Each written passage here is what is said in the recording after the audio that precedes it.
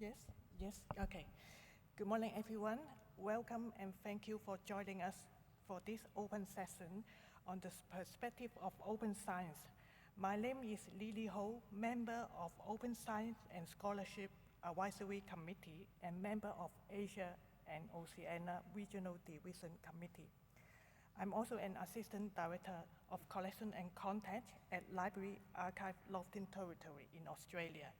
I will be your facilitator today. Today, we will have 4 excellent speakers with us. Each will bring unique expertise and perspective, and together their contribution will help us reflect on what libraries need to know about equitable open science, multilingualism, and open infrastructure. Before we start, I would like to invite our Chair of Open Science and Scholarship Advisory Committee, Fiona Brantley, to tell us about our committee's work. Fiona, please.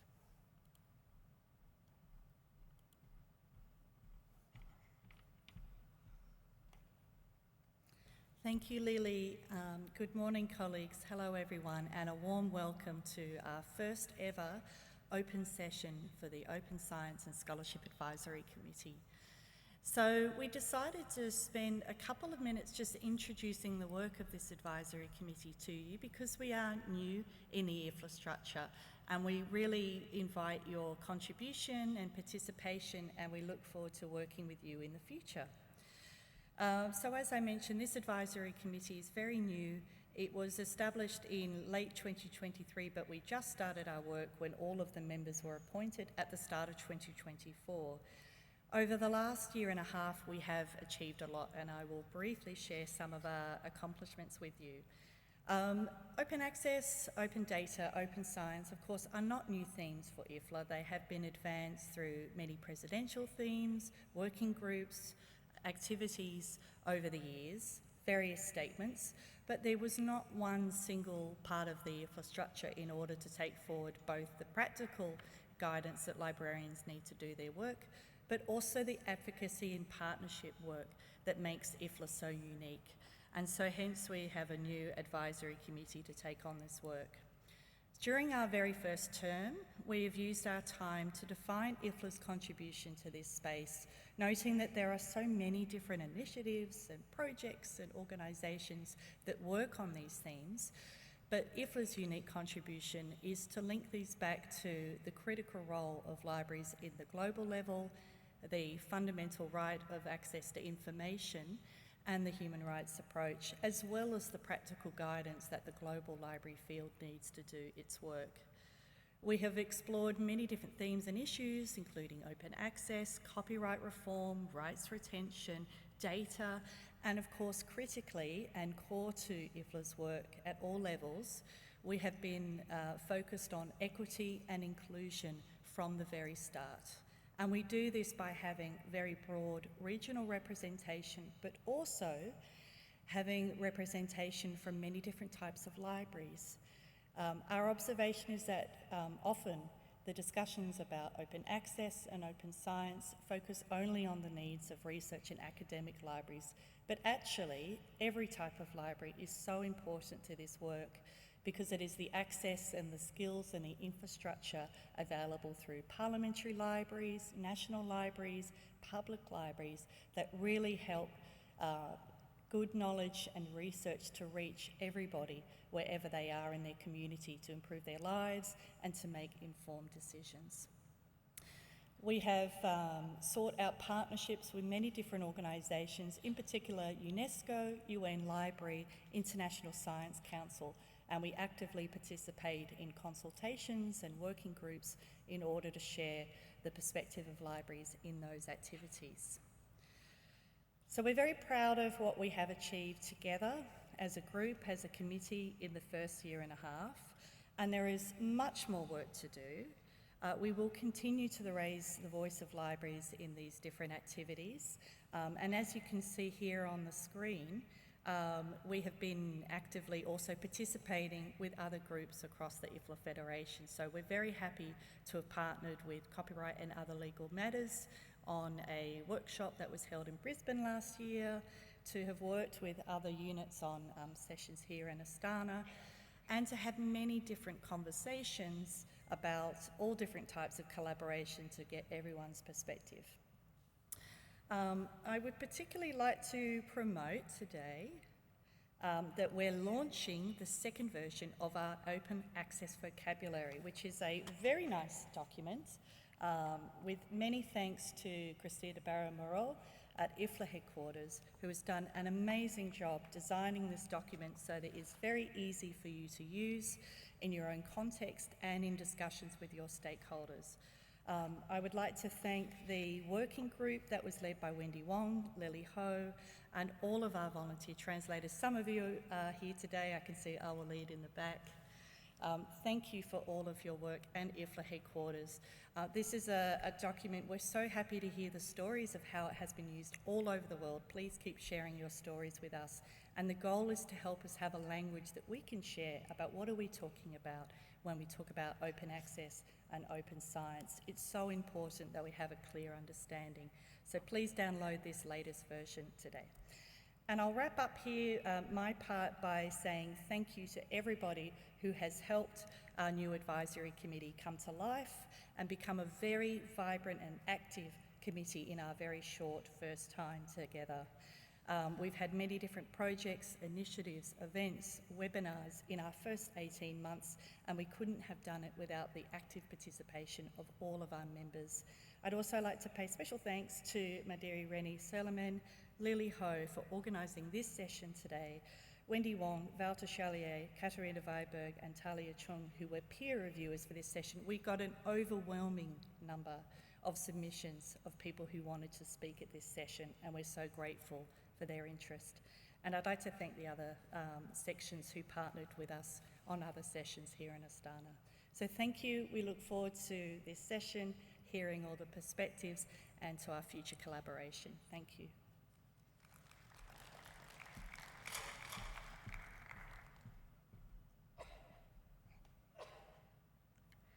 Thank you, Fiona. Now I will briefly introduce each speaker before their presentation. Our first speaker is Mohammed Mustafa, Regional Engagement Specialist, Middle East and Asia Data Science, who will share insights on data science role in building a global trust research infrastructure. Our second speaker is Dr. Warshadi Dandawaj, Senior Ambassador of Asia, Directory of Open Access Journal, whose presentation will focus on the role of open infrastructure and libraries in inclusive open science and scholarship. Our third speaker is Benjamin Minunia, University Librarian, the Chinese University of Hong Kong, who will discuss an open book project in supporting multilingualism and bibliodiversity. And finally, we will hear from Pusapawati Subali, the president of Nepal Library Association, whose talk will highlight the role of library in advancing equitable open science in Nepal and beyond.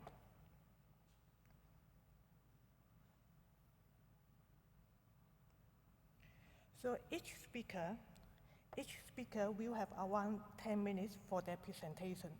After all the four talks, we will open the floor for questions and discussion. Please feel free to write down your notes and reflection during the talk, and we will address as many as we can during the discussion.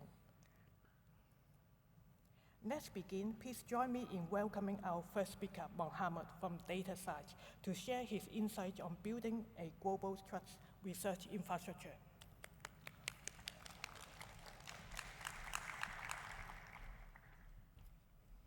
Good morning and thank you everyone. I'm really happy to be here. I want to start by thanking IFLA and the session chairs and coordinators also for giving us this opportunity to present our perspectives today. Before I talk about data science and who we are, what we do, so I want to start from the UNESCO 2021 recommendation on open science. We all know that each country is different. Each country has its own landscape, when it comes to research and ecosystem. Each country has its own challenges. So in 2021, the UNESCO published these recommendations, and what you see in this chart is the 4 important pillars that will help communities to transit to an open science landscape. For the concern of time, I will not go to and explain each pillar in details, but we are talking about open scientific knowledge, open science infrastructure, open engagement, and open dialogue also with other knowledge systems. I want to focus quickly on one of these pillars, which is the open science infrastructure. UNESCO defines open research infrastructure as the shared research infrastructures that are needed to support open science and also serve the needs of different communities. So what are the examples of open science infrastructure? So open access repositories that disseminate various research outputs and resources are considered one of the open science infrastructure. Open publication systems to whether to host academic journals or to disseminate collections and books are considered also as an open science infrastructure. And of course, it includes major scientific equipment and set of instruments and tools. UNESCO also highlighted that open research infrastructure are often built by non-profit organizations, and these organizations are sustained, governed, and driven by the members, their community of members that join these association. And the ultimate goal, of course, is to ensure transparency, equity, and fairness, and to build a more trusted research ecosystem. In 2022, the following year, the UNESCO published this document dedicated to open science infrastructure in particular, and I added links and the UI to these publications so you can access all of these docs. On the first page, and I am quoting, they highlighted the importance of persistent identifiers and adopting them in research workflows. So yeah, I quote the following: the critical component of open science infrastructure allow an ambiguous identification of scientific items by unique persistent identifiers. They provide essential and open and standardized services to manage these research outputs and the resources.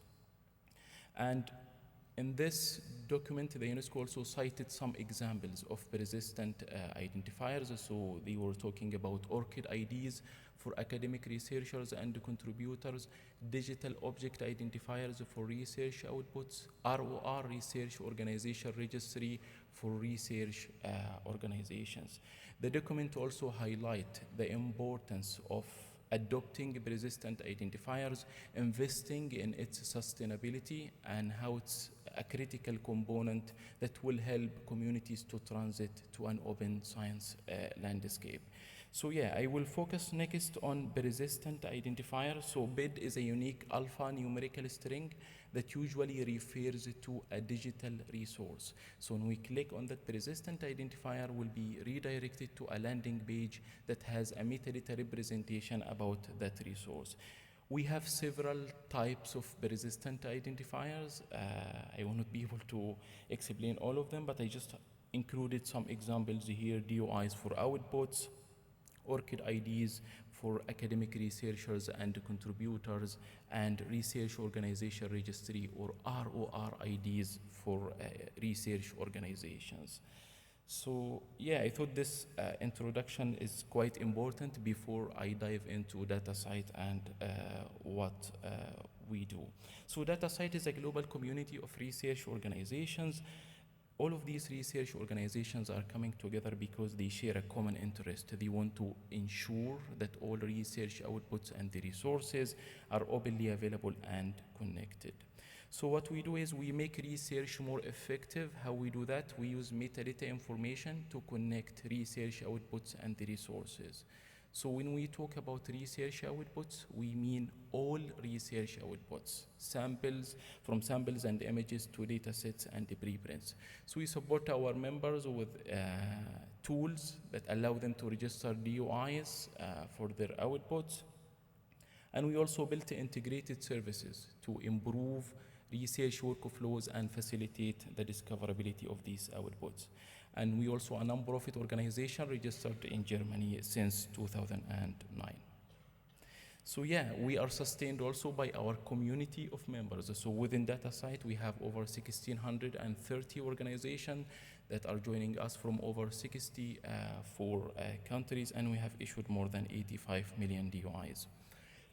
In terms of the diversity of outputs that our members are registering, what you see here is a screenshot from our registry, Fabrica.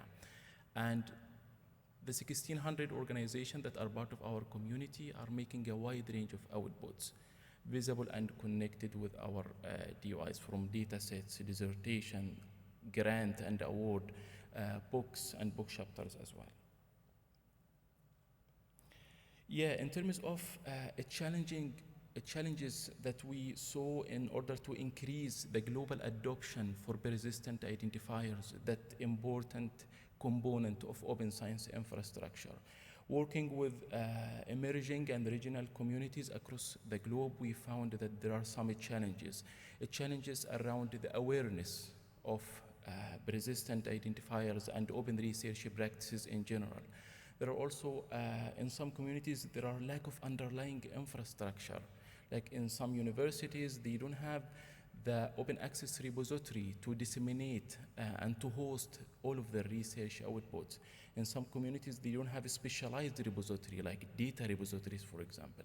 So there are several challenges also in the underlying infrastructure itself.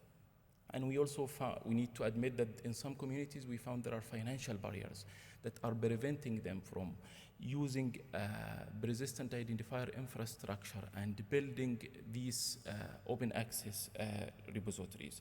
So in order to help and contribute to solving this problem across different aspects, we started to take this approach towards an equitable and inclusive infrastructure. We started to deliver webinars and workshops, training about open research practices, about DataCite infrastructure in different languages across different time zones as well. We also launched a DataCite ambassador program, a group of 9 volunteers who are really helping us to promote open research infrastructure practices and share awareness among the regional community. So I want to really thank them, including Rini, our ambassador from Indonesia. And we, as I mentioned, we understand there are financial barriers for communities to use open science infrastructure and open research infrastructure. So in 2023, we established the DataCite Global Access Fund. So it enables communities around the world to benefit from our infrastructure, and they can also use this fund whether to do an outreach and awareness activities in their communities, or even to build an infrastructure that is not there. So GAF provide fund to these interested institutions. So far, we launched 2 rounds of the Global Access Fund. We received over 400 applications, as you can see, from different regions, Africa, the Middle East, Asia, and Latin America as well. Within the first cohort, we awarded 12 organizations, and within the second cohort, we are working with them this year. We awarded 8 organizations, including 2 library associations. So the Arab Federation for Library Association, IFLA, and the African Library Association, IFLA, have been awarded also this GAF, where they are doing a fantastic job in raising awareness among their communities about the importance of open research infrastructure, the importance of adopting persistent identifiers in research workflows. We fully understand that this is also not the solution for the financial barriers, but this is just a contribution from DataCite to help these communities to overcome the challenges that they are facing. Yeah, and for the concern of time, I will move very quickly. So yeah, I already met some of our members during the conference, so it was really, really nice. But I thought it would be good to share this very quickly. If you are interested to join the DataCite community, we have two options for interested organizations. You can join us as a direct member, and you can connect your existing systems, repositories with our infrastructure and register DOIs for your output. So direct membership is one option. Or we have a consortium option. So whether you are a group of universities or a group of research organization, you can join us as a consortium. Or if you are a national level organization or a library consortium in your country, you can join also as a consortium. Yeah, and thank you so much.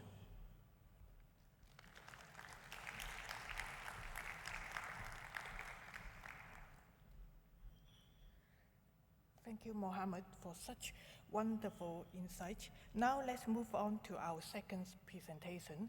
I'm pleased to introduce our next speaker, Dr. Vaishali, Senior Ambassador for the Asia Directory of Open Access Journal, who will focus on the role of open infrastructure and library in inclusive open science and scholarship.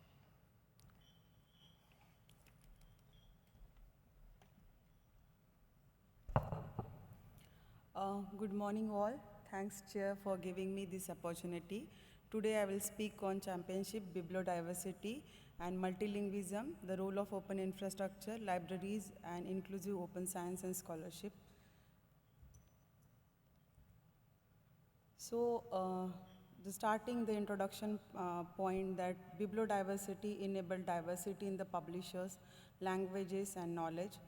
Multilingualism enable inclusion of local knowledge and inclusion of less heard voices, because you know, like we are traveling to Astana and we are really facing problem, like those who are like we are English speakers and those who don't know the Kazakh language, so we need to do translations and all these things.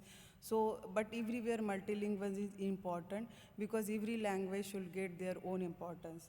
But the dominance of English limits and global scholarship, there is a dominance, so deep equity is not there. So everywhere the English is dominated, and everywhere people are thinking that all research should be available in the English language only. But the DOAJ, Director of Open Access Journal, play a key role in indexing and promoting diverse and quality assured open access content. So why bibliodiversity matters? Because it reflects cultural and disciplinary richness, because every discipline has different type of knowledge, every culture is unique, so that should be reflected. And it's support for the local knowledge system and also indigenous voices. It's also prevent monopolization from commercial and linguistic powerhouses, because everywhere monopoly of the English language and all these commercial publishers. And the role of infrastructure, like already Mohammed mentions about data site, and this is also one of the, DOH is also one of the infrastructure services. So it's provide fee and open access platform. It's community governance and non-commercial, and it's also support the language and in the regional journals. So as I said, we represent DOAJ. So DOAJ indexed more than 20,000 open access journals in 89 languages. We support visibility of Global South journals and also encourage the inclusive criteria. Here role of the libraries is important, because as libraries are the protector of knowledge and we are the equity champions, so we should support all type of literature, all type of content that should be available for our user.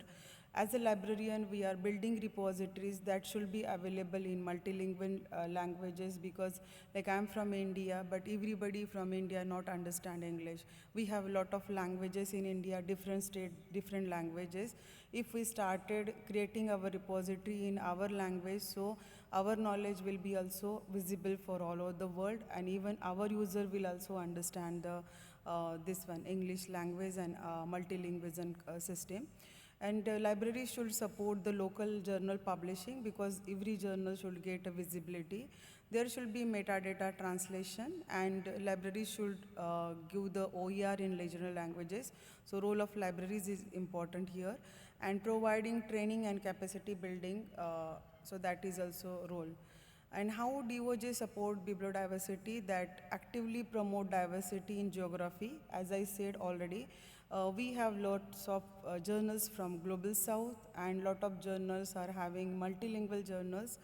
And we have publishing models, that is non-APC journals also, and Diamond O journals. So if anybody want to publish a journal, anybody want to publish a paper with not any APC charges, just go to DOJ platform, select that you don't want to pay APC, and then just apply the filter, and you can find out the non-APC journal from the website.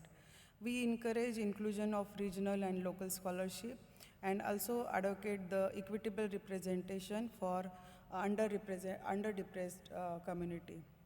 So what is the Directory of Open Access Journal? So its unique index, it started in 2003 with 300 journals at Lund University and Sweden. But now we reach up to 20,000 journals. Its unique index peer review open access journal system. The mission is to raise profile, visibility, and impact of quality open access journals from all disciplines, geography, and the language. As I said, we have 89 languages from DOJ platform, from 138 countries, and more than 21,700 journals are available. So we index all multiple languages journals, support non-English scholarly communities. We enhance the visibility and discoverability of non-English research, because every language is important and every language research is important. So DOJ give them the international platform to global visibility. We use structured metadata and indicate language of publication, and we support journal multilingual editors policies and the content. So we have the equity, so we help non-English journals to gain visibility. Like data set, we also have a different ambassador from different countries. So every ambassador knows the local languages. If any publishers want to apply to DOJ and they are not understanding the criteria of they need support, we give the support in local languages. We also do the webinars and training programs for the publishers and for journal editors. We advocate quality without cost barrier. We are not taking any cost from the librarians, from the publishers who want to index their journals in the DOJ platform. Provide guidelines and training in multiple languages, and we act as a bridge between local scholarship and global discoverability. So we support the quality standards and metadata, so ethical publishing practices are getting followed. So no predatory journals are indexed in DOJ. We follow very strict criteria. We have 54 criteria are there, so every journals to be meet with that criteria. We see that journal should have good editorial policy, peer review integrity, and also requires accurate metadata like language code, abstracts, and keyword. And we promote that machine readable metadata and global discoverability. So like DOJ role in open infrastructure ecosystem, that we are a partner of SCOSS, Global Sustainability Coalition and for Open Services, and also receiving financial support from the libraries and institutions all over the world. We also collaborate with OASPA. OASPA conference is happening next month in the Belgium. You all are welcome. Research for All Life, Amelia, and ASAP, and we deliver training program and infrastructure support. Also support for any local publishers or any university they want to start their open local journal. So we give the support for the university and the institution. And DOJ inclusion criteria also align with the framework with Plan S, Coalition S, and UNESCO recommendation of open science. So the conclusion that DOJ is a cornerstone for bibliodiversity and multilingualism in open science. We support the visibility, quality assurance, and non-commercial scholarly communication. DOJ is very trusted and mission-driven open infrastructure source. We foster that multilingual and open access publishing that should be discoverable all over the world. And we strengthen global scholarly communication of ecosystem. So I just request all of you, if you are not aware about the Director of Open Access Journal, please take a time, go to the doj.org site and search the journal from your area. If you are a publisher, you are really if you are open access publisher, then you are welcome to apply your journal in a DOAJ index platform. If you are a librarian, please promote the DOAJ database to your students and the faculty member. And if you are a researcher, please use our database because we support a lot of information with free of cost. Thank you.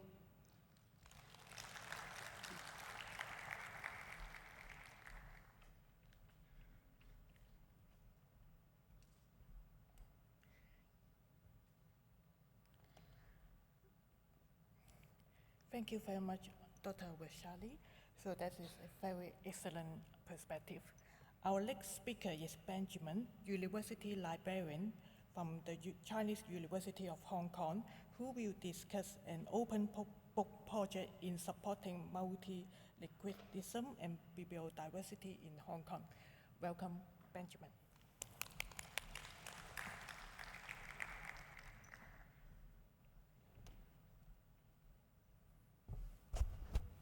Good morning. Thank you to the Committee on Open Science and Scholarship for inviting me to present on this project, which is a collaborative project, which I think illustrates the point that was highlighted at the President's session yesterday morning, that libraries have got agency in shaping the future of librarianship and shaping the future of information exchange. So this is one example from the city where I'm based, Hong Kong. And one of the special characteristics of Hong Kong is that it brings together China and the rest of the world. And through our Open Books Hong Kong project, we hope to facilitate that connection between Chinese research and knowledge and global knowledge systems. Specifically, I'll be talking about the language aspect and multilingualism and how through open access and open science we can promote better connectivity between different languages in our global research systems. The paper which I'll be speaking to was co-written by one of my colleagues in the Chinese University of Hong Kong, Ms. Jenny Lam. She's our open science librarian. She's been in post for just over a year. She's the first open science librarian in Hong Kong, and myself. You can access the paper on the IFLA repository. Let me start by telling you a little about the Open Books Hong Kong project. If you want to access the website, you can scan the QR link on the page and you can access it. The page you will land on will be in Chinese, but don't worry. It is also available in English, so if you click on the bottom tab, you can change to English. I'm afraid we don't have a wide multilingual range currently on Open Books Hong Kong. We can have Chinese or English. The project started in July 2024 at the Hong Kong Book Fair, and it's a collaborative project between 3 university libraries and 3 university presses. My institution, Chinese University of Hong Kong, the University of Hong Kong, which is the most long-established university in Hong Kong, and City University of Hong Kong. All 3 institutions have got in common that they have established university presses, and the library is all committed to supporting our university presses to develop open access routes for monograph publishing in each of our institutions. When we set off, we agreed that we would publish 9 books, 3 from each university press, every quarter. So we now have, after a year, 36, actually 45 books, because we're into the second cycle of the Open Books Hong Kong project. And the majority of those books are Chinese language research monographs, all peer-reviewed, all consistent with what you would expect from a university press standard, but the majority are in Chinese language, which reflects the nature of the scholarship in our city and our region, which is in English and Chinese. But I'll highlight in the next slide why we decided to publish mostly Chinese language monographs. In our previous presentation, you heard from Rushali, an excellent presentation on DOAJ. So you all know about the DOAB. I know this is the core of open science interested people from IFLA in this room. So DOAB is the Directory of Open Access Books. And if we looked at the Directory of Open Access Books as Mount Everest, and went from sea level to the peak of Mount Everest and said, what's the language across the whole of the Directory of Open Access books? If you went from sea level, down here, all the way up to about halfway to the top of Mount Everest, all of that is in English in the Directory of Open Access books. And something that I found shocking when I learned it is if you looked at the amount of Chinese language material in the Directory of Open Access books, given the large amount of scholarship published in Chinese, you would expect to find a reasonable amount of height owned by Chinese language research. In fact, Chinese language research in the Directory of Open Access books represents about one climber, about less than 2 meters of content. It's 0.004%.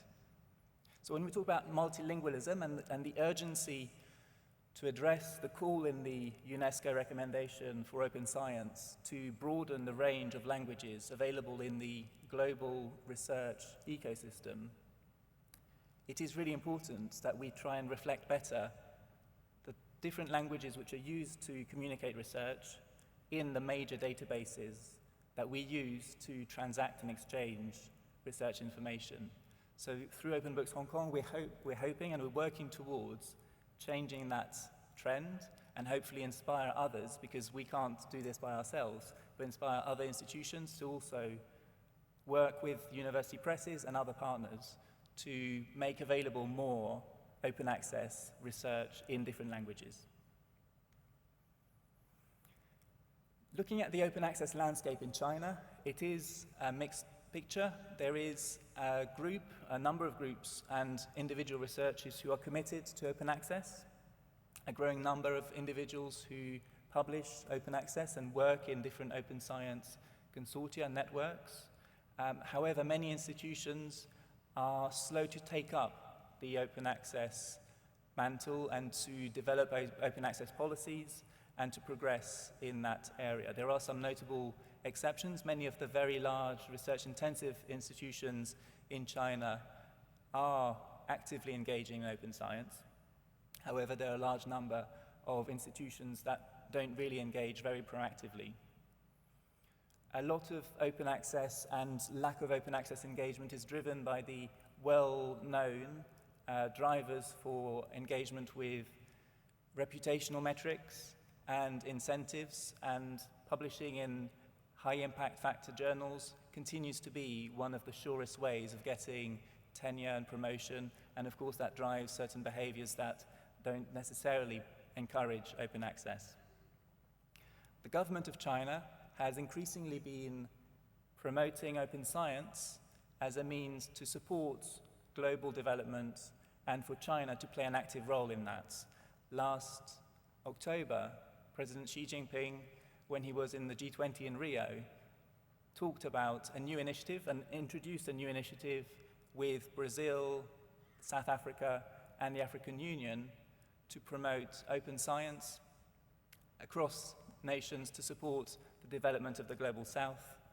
And that is, in terms of policy, something that is taking shape but not really materialized yet. On the other hand, there are a number of major publishers who are not very keen to move towards open access unless it means the gold open access mechanisms where a lot of money gets invested into publishing through book processing charges in our case, which for us in Hong Kong we found were not affordable. We couldn't afford to pay $15,000 or more every time we published a book through our open access routes, and that's something which through Open Books Hong Kong we're able to tackle. So I mentioned in terms of multilingualism and bibliodiversity, so having a wider range of different types of titles, different types of approaches to look at research questions in the world. How do we address global problems? I mentioned the DOAB stats, that there is such a small proportion of Chinese titles in a DOAB. And through Open Books Hong Kong, we're looking to challenge the assumption that high-quality research that is available in open access is in English by default. Of course, it's a long effort, and it will take a lot of time and many institutions to be involved. But I think it's important. And if we look at other languages, through South America, a lot of Spanish content is available in the directory of open access books. A large proportion of Portuguese content, actually quite a lot of French material is available in a DOAB. So some regions that are research active are also able to project their research activity through the DOAB and other databases. And it's important that for Asian languages and for smaller languages, we also work to encourage their inclusion in directories and in different databases. The fact that the DOAB has got such a small proportion is not necessarily criticism of DOAB. I think the same patterns would be found in other large databases of open access content. So through bibliodiversity, UNESCO is trying to encourage a wider variety of content in different languages and through different platforms. And for us in our university libraries, I think one of the calls to action for us in IFLA is to think about how can our library associations, how can our libraries as institutions work with partners, particularly established presses and publishers, to encourage greater open access content availability in different languages, in languages other than English.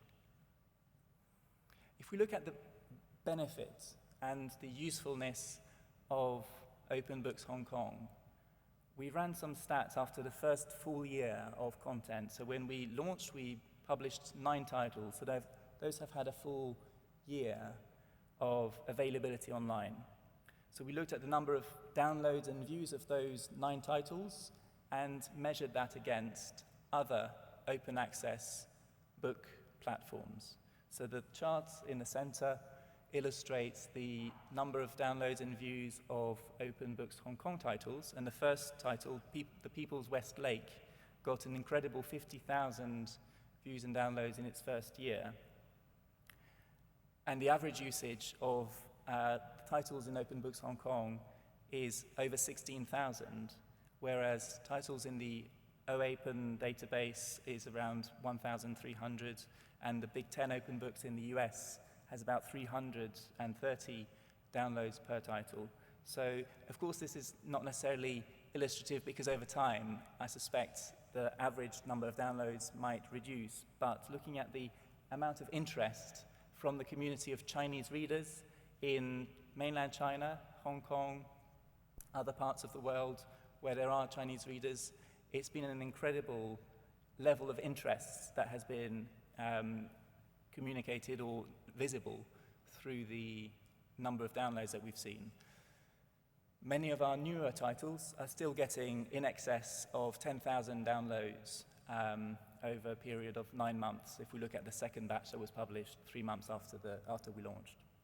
So we're hopeful that as we continue to publish, there will continue to be interest. And in terms of the readership distribution, we've found that about 65% of our readers are based in mainland China, about 15% in Hong Kong, and the rest come from in the order of 100 countries around the world. This hasn't been an easy project, and whilst I would encourage you to consider how you might develop it, it isn't something that is without its challenges. The main constraint that we faced initially and continue to face is that we don't have a dedicated budget. So we required, or our university press partners requested, a book processing charge to enable them to make available the first books on the platform.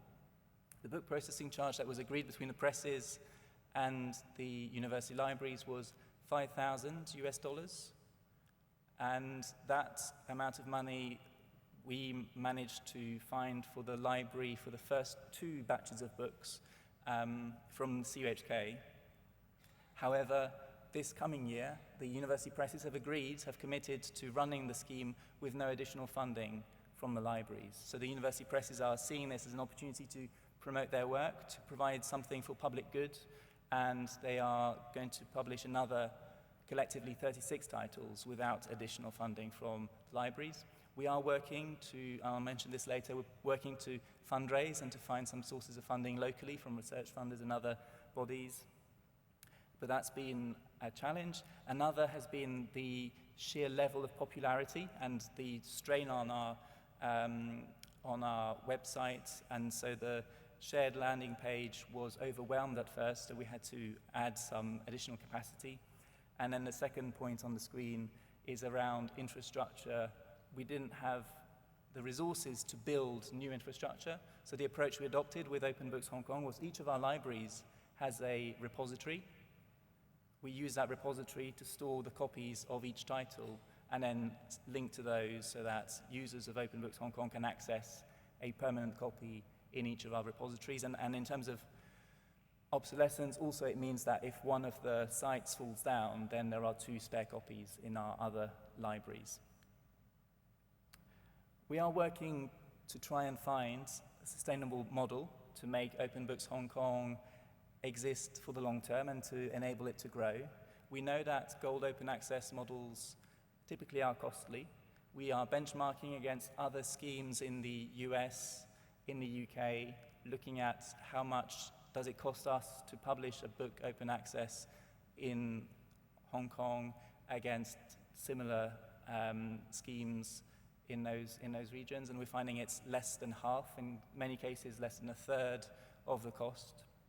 So doing it ourselves definitely has benefit against exclusively working with commercial partners. Of course, we still do work with commercial colleagues, and our university presses still have some non-open access routes that they publish through. We need some equitable funding schemes, and in the UK, the COPIM, the collective approach for open access publishing improvement, is one scheme that is looking at how we can make this work better. In the US, the Towards Open Monographs scheme is another approach, trying to find a sustainable, fundable approach to doing this. There may be some work, I think, that IFLA can do to help the community to come together, identify good practice. We know in Europe there's a lot of work being done around pathways towards sustainable open access, and so we're learning from that. And then finally, looking at cooperative, community-based models such as learned societies, and exploring whether any societies who currently publish some long-form text, some long-form research, might collaborate with us and support us financially, is another route that we are exploring. So we've not found the solution yet for the long term, but for now we feel like we are on the right track, and we're continuing to explore and see what we can do. Thinking forwards now to the next year and beyond, we are, as I mentioned, going to expand our collection from 45 to 72 titles by July 2026, and we are submitting bids to the Research Grants Committee of Hong Kong to request some support from the main funding body of Hong Kong, and working with third parties like Ubiquity within the Greuter, the open access publishing branch, have just added Open Books Hong Kong titles to their listings in the open access publishers webpage that they have. So we're looking to promote the content that we've made available open access through different channels, and hopeful that through those collaborations we can continue to build visibility, build impact and engagement, which is really what open access is about and what research is about. We want to make sure that the findings from our researchers in our communities, in our university communities, makes a difference in the wider world. We've had some wonderful feedback from colleagues, which I'll mention in a moment, but looking at global collaboration, many of our titles are listed. As I said, the DOB was very lacking in Chinese language text. We've now added all of the CUHK publications into the DOAB. We're going to add all the other Open Books Hong Kong titles into DOAB over the coming month, and then we'll have 45 titles from Open Books Hong Kong added to the 20 titles in Chinese. So it will make a significant addition to the number, the raw number of Chinese texts in directory open access books, but we need to work on a much larger scale to tip the balance. We also include our Open Books Hong Kong titles in the Chinese Academy of Sciences PubScholar platform, which is through an agreement we've made with the Chinese Academy of Sciences last October, and through CNKI, the Chinese publisher, also include a number of our open books titles in their database to make it more accessible to mainland Chinese researchers and, by extension, to any researchers who access the database from overseas. Authors involved in the project have been very pleased with the opportunity to share their knowledge on a much larger scale. They don't actually mind missing out on a few royalties because that's not the reason that they're publishing research monographs. I think many researchers in our universities globally are not writing books to become millionaires. They're writing books because it's a way for them to share their knowledge, and ultimately it's a way for them to make an impact, and that is really what they're trying to achieve. Professor Lai from the Chinese University of Hong Kong published an authoritative text on stele inscriptions in Hong Kong temples, and so you can either buy the bound 3-volume text, which is very impressive and beautiful, or you can download it. And if you're visiting temples in Hong Kong, you may find it more practical to have on your mobile phone the description of the steles you're looking at rather than pull out from your backpack the huge 3-volume piece on display. So many authors have been really positive and encouraging about how the open access route for publishing monographs is enabling them to connect with audiences. And the People's Westlake author was also delighted to be able to have such an impact through his work. To conclude, I want to highlight to you as one case study, really, Open Books Hong Kong as an approach which some Chinese universities based in Hong Kong have adopted to promote open access as a means to connect different pieces of knowledge in the global knowledge ecosystem. And I hope that other countries, other languages, might consider adopting similar approaches, working with your universities, your university presses. I think as the chair of the panel, Fiona mentioned, it's not exclusively for universities to engage in this, so other types of libraries might also be interested in looking at how they can promote open access, sharing and promotion. Through Open Books Hong Kong, we can advocate for multilingual research, we can demonstrate and actually make real bibliodiversity by providing a wider range of texts than would otherwise be available to our readers, and ultimately promote equity so that readers of Chinese language are not excluded from being able to access open access content in the world's major databases. And then finally, the call for action for us, realizing that there is such a dearth of non-English language content in the Directory of Open Access Books, and I think a call for all of us to consider how we can change scholarly communication systems around monograph publishing and book publishing, and hopefully this has given you some food for thought. Thank you for your attention.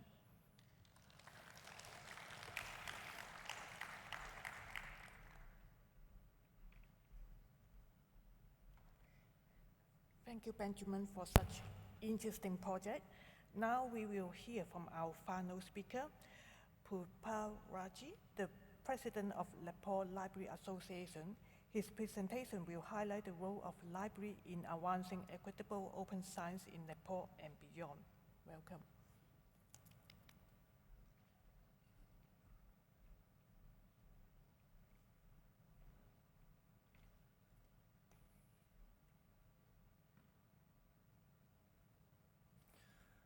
Namaste, good morning. I am Pushparaj Subedi from the country of Mount Everest. I would like to thank IFLA, Open Access Advisory Committee, Chair and Co-Chair. Today I am going to tell about the open science practices in Nepal, what Nepal benefited from the open sciences and resources available from around the world.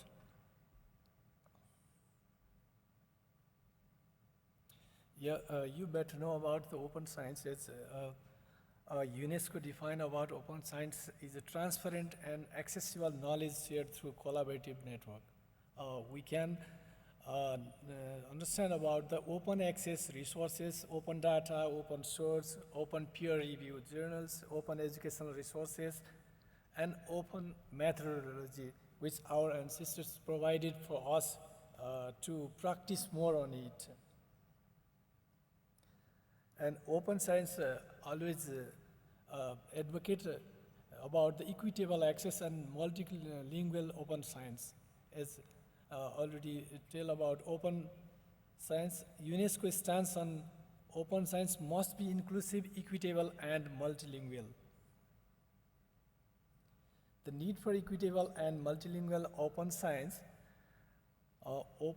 aims to democratize knowledge by promoting transparency, collaboration, and inclusivity in scientific research, immense transformative potential, but its equitable implementation requires addressing significant barriers. Global knowledge divide due to unequal infrastructure and visibility. English dominance exclude non-English communities, and multilingualism boosts social impact and knowledge translation. A library must remove access barriers and promote inclusion around the globe. The role of libraries in open science ecosystem in Nepal. Nepal developed a library policy in 2007, and library as a knowledge hub, it provides inclusive access, collaborative partnership, and interdisciplinary. And access, open repositories, fair principles, and resource data. Then training, workshops, open access activities, ethics and open licensing, and advocacy, policy engagement, partnership, and multilingual access been providing. And Nepal library landscapes, we have 1,015 public and community library, and Nepal have more than 40,000 academic institutions, and every academic institution has a library and with a professional librarian, and they provide resource, they provide facilities and facilitates to use resources. And there is also Nepal Library Association. It provides advocacy, education reform, and the standardization for Nepalese library professional. And challenges is there. We have low in infrastructure status, and we should build good skills on our professionals. And there is also a digital divide and challenges in multilingualisms. And we have also opportunity to use open source resources, momentum, and digital tools and collaborative access. And Nepal is trying to bridging mountain and mines from mountains, fields, and torrid regions. And Nepal have more than 123 languages, and community libraries more than 1,000 plus. There are indigenous knowledge hubs, and Nepal is newly initiated to develop a national digital library, national union catalog, and national thesis portals to provide open resources to all the people of Nepal. And this is a picture of Nepal. You can see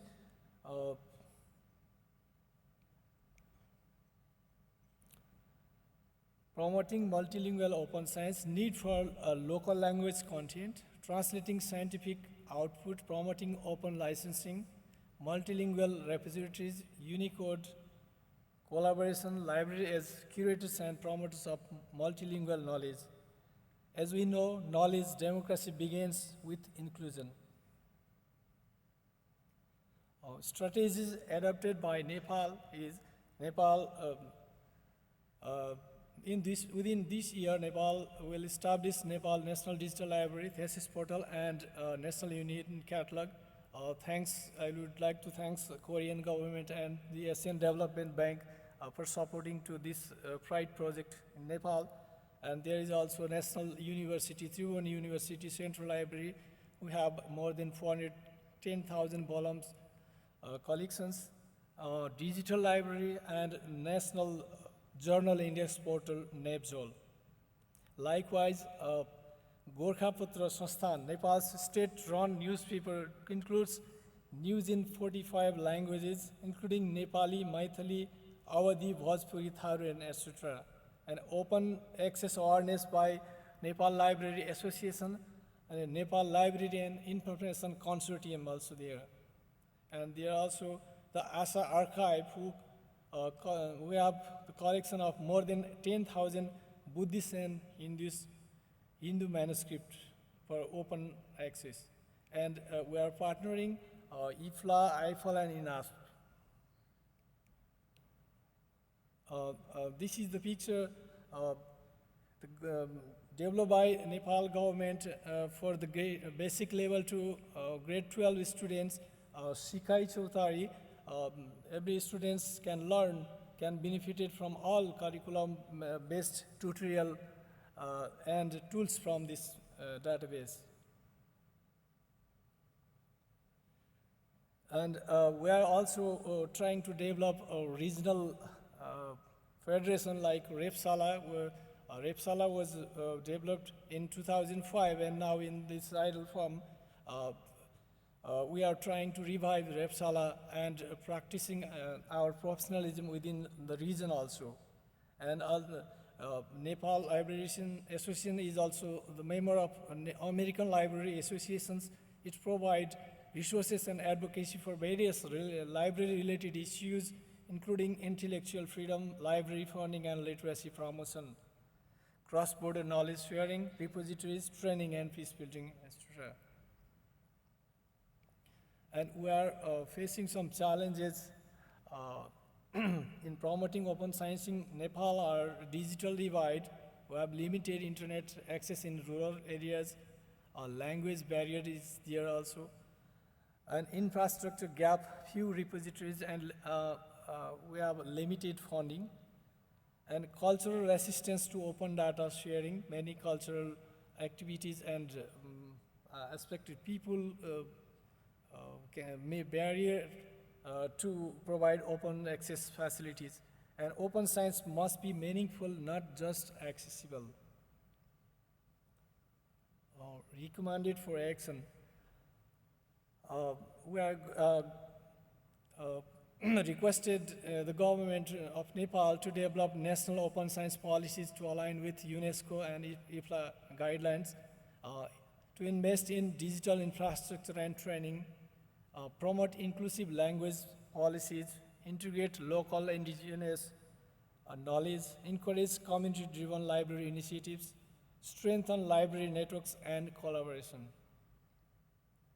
Conclusion, library is the agent of transformation, embrace multilingualism and digital tools, preserve indigenous knowledge, collaborative regionally, empower libraries to lead equitable open science. Thank you so much.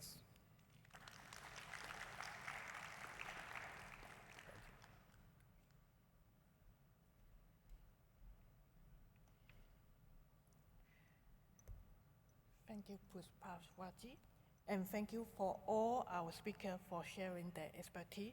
Now we have about 10 minutes for question and discussion.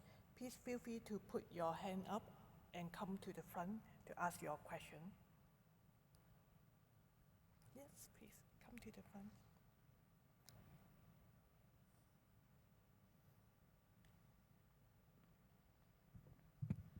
Thank you very much, the distinguished panel, for deliberating so wonderfully on the central theme. My question is for all the distinguished panelists.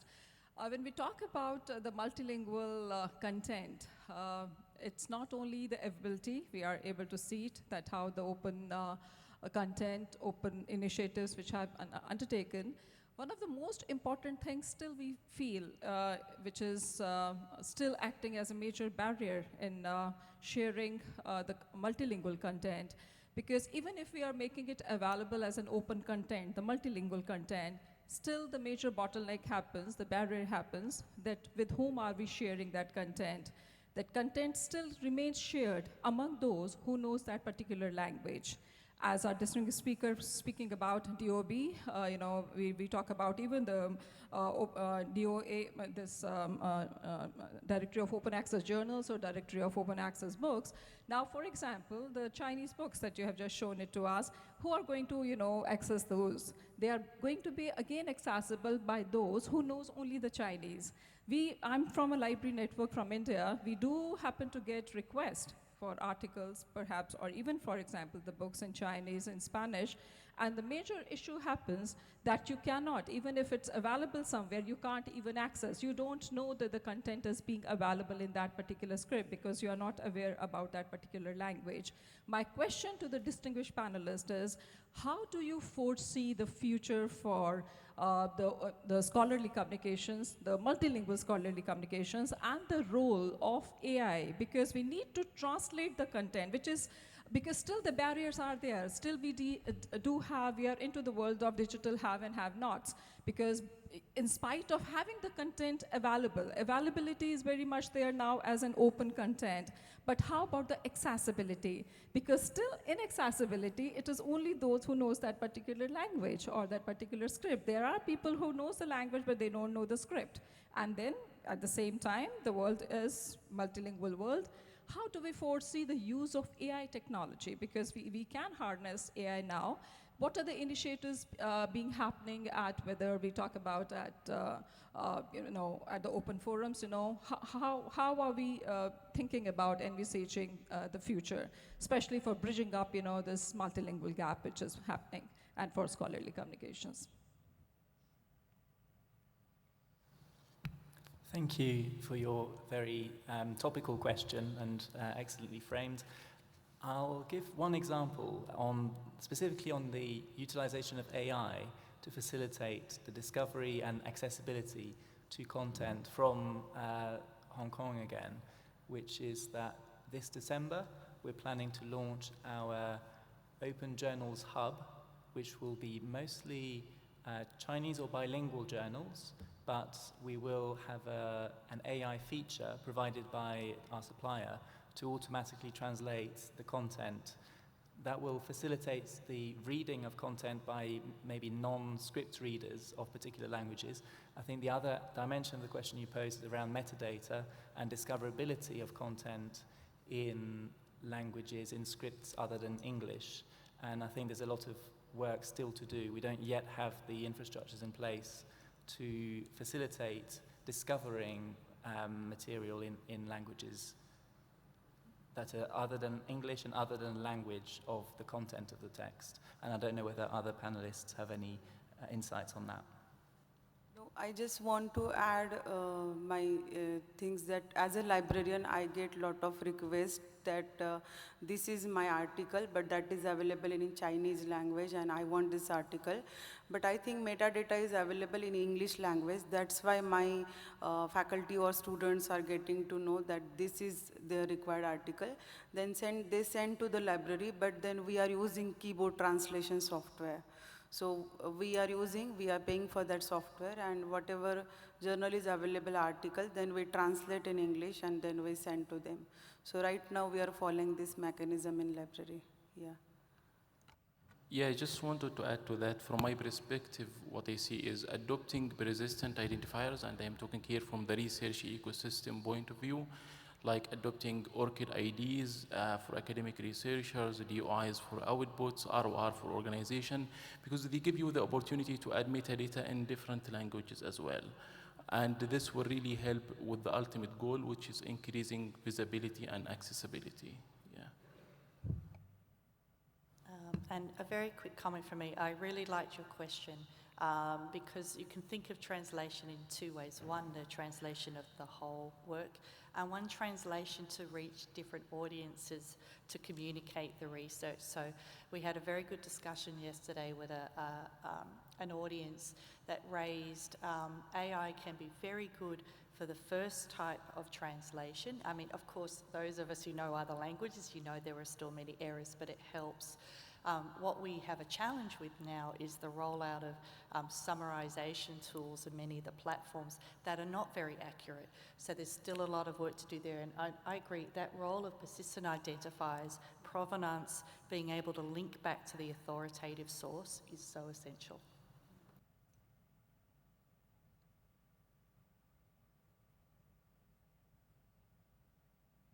You can approach the microphone and line up as well on the other side if you like. Hi everyone, thank you for your presentations. My name is Maria, I'm from the Public Knowledge Project. Hi to our partners from DataCite and DOAJ. We work closely together to exchange metadata. My question is kind of related to the previous speaker's question. Some of you mentioned as one of the motivations for authors and for journals and for publishers to prioritize English is because English is the de facto language of scientific communication. But what I have noticed with a lot of the journals that use our open source software is that even when they do publish in multiple languages, one of their motivations is the discoverability. How will my content be discovered and picked up by search engines such as, for example, Google and Google Scholar? And oftentimes what I notice is that despite our software making it, having a proper way to enter multilingual metadata, like English goes into English metadata, French into French, etc., so that we can then deliver this proper metadata to DataCite and to DOAJ and to Crossref, oftentimes journals mix it up and stuff English metadata where it's not supposed to be because they believe, maybe justly so, that it will improve their chances of Google Scholar picking them up and improve their discoverability. And I wonder if you would share this experience and whether this would be the same concern maybe in China or in India. Probably not so much in China. I don't know if Google has a big presence, but maybe something else does. Would you say that this drive for better discoverability intervenes with proper metadata and multilingual publishing? Thank you.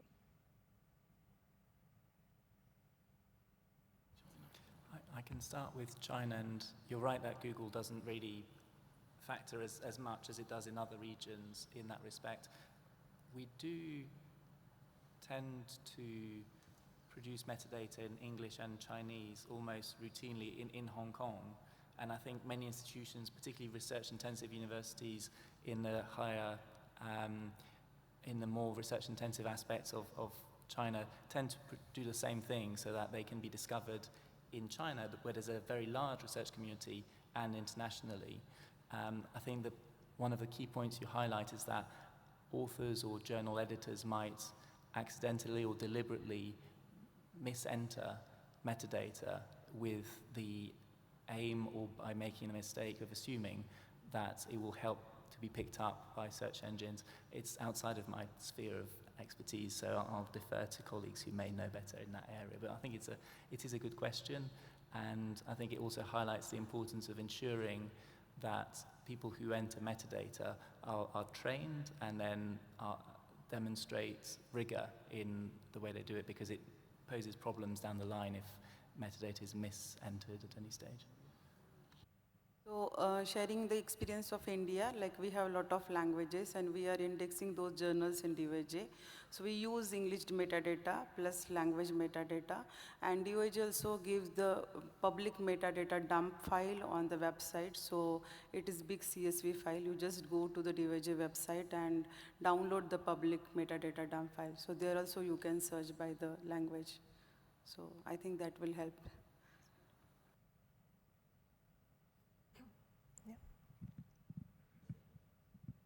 Thanks to the speakers. This is Silvana Mangiaracina from Italy. I have a question about DOAJ. Which are the quality requirements that a journal must comply to be included into DOAJ? So on the website, there is an application form. There are more than 50 criteria. The most important criteria that journal should have ISSN. If ISSN is not there, immediately the journal will get rejected. And then we see the peer quality, editor board's quality, then the website, then the what is the plagiarism, and the content of your data. There are a lot of things are there, and there is an application form. There is also guide for application. So maybe after the session I'll show you. Yeah, and you can visit on DOH website. Yes, my question was not for publishing a new journal, but for, Indexing. Yes, indexing. Yeah, exactly. yeah. So that guide is available on the website. Okay, thank you.